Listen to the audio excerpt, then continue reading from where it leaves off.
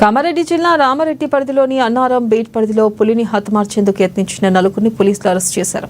5 రోజుల క్రితం స్కూల్ తాండా గ్రామానికి చెందిన మహిపాల్ అనే రైతు ఆవుపై పెద్ద పులి దాడి చేయడంతో ఆవు మృతి చెందింది. దీంతో తమ ఆవును చంపిన పెద్ద పులిని హతమార్చాలనే దురుద్దేశంతో ఆవు కలేబారంపై మరో ముగ్గురితో కలిసి మహిపాల్ విషం చెల్లారని ఫారెస్ట్ అధికారులు తెలిపారు.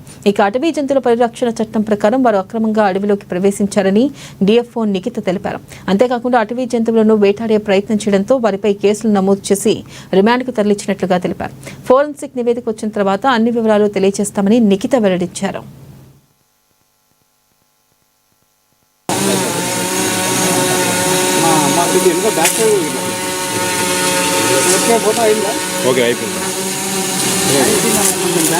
రోజుల నుంచి ఎల్లంపేట్ బీట్ శివారులో ఉన్న అటవీ ప్రాంతంలో, స్కూల్ తాండా శివారులో ఉన్న అటవీ ప్రాంతంలో గత 3 రోజుల నుంచి మనకి టైగర్ మూవ్మెంట్ ఉన్న ఆనవాళ్ళు ఉన్నాయి కాబట్టి మనం సర్చ్ ఆపరేషన్ కండక్ట్ చేశాము.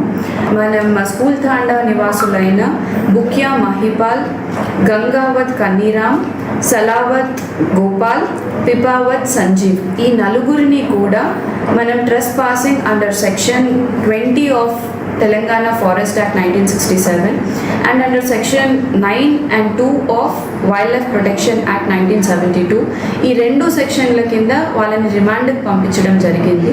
ఈ 2 సెక్షన్స్ కూడా trespassing into forest and also hunting of wild animal.